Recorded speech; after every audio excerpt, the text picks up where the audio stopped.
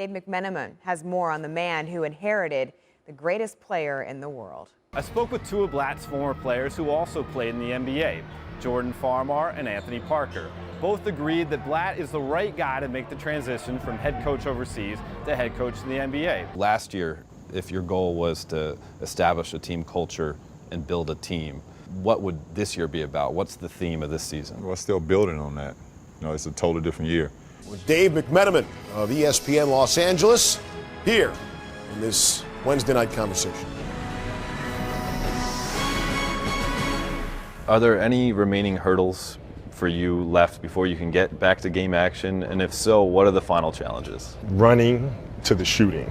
Is the situation fixable where he even wants to stay in Cleveland after this year?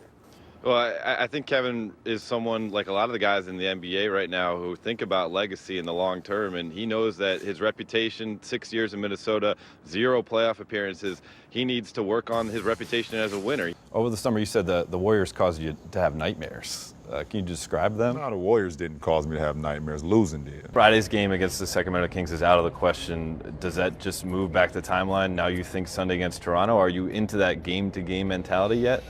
You're in a blockbuster movie, Trainwreck. You've been famous for quite a long time, but through basketball.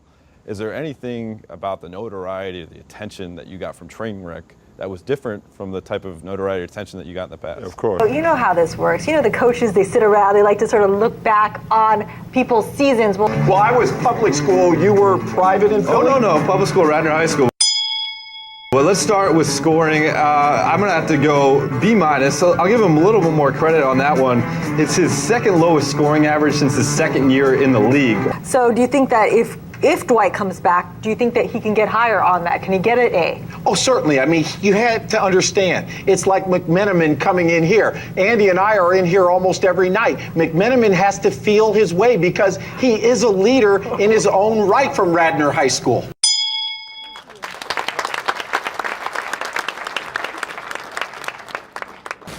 I'm Dave. Nice to see all of you. I was just like you in this school. Graduated 2001.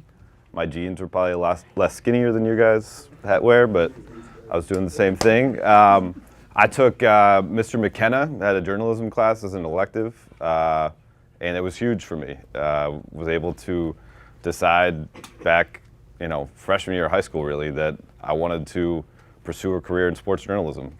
And I got to write a column in the Radnorite, and I got to work with Nikki and have a TV show on Channel 16 called In the Paint.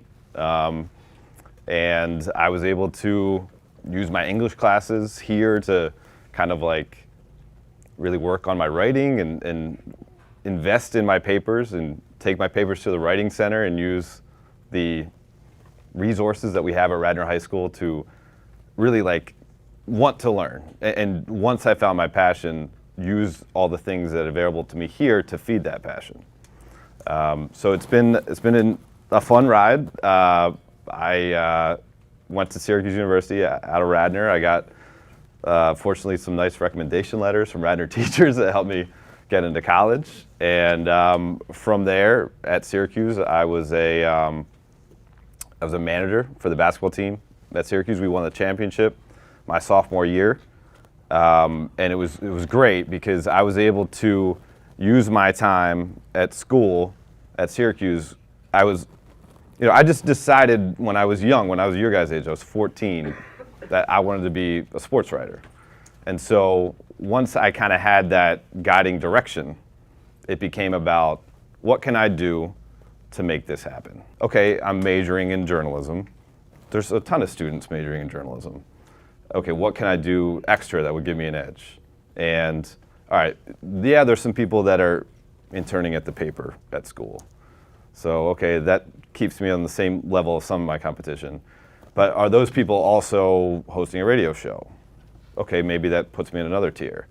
Are those people who write for the paper and host a radio show, are they also doing a work-study job at the Career Development Center?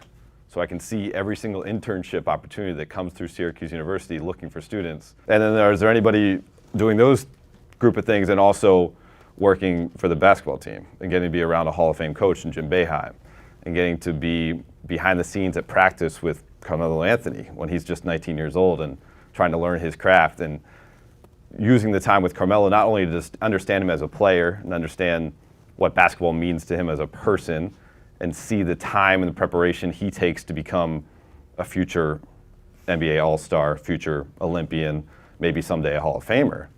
But I also got to throw questions at him, like, what's it like for you dealing with the press? What do you like about the media? What do you dislike about the media? I got to use that time and take that information and apply it to my career as I kept going on. So it's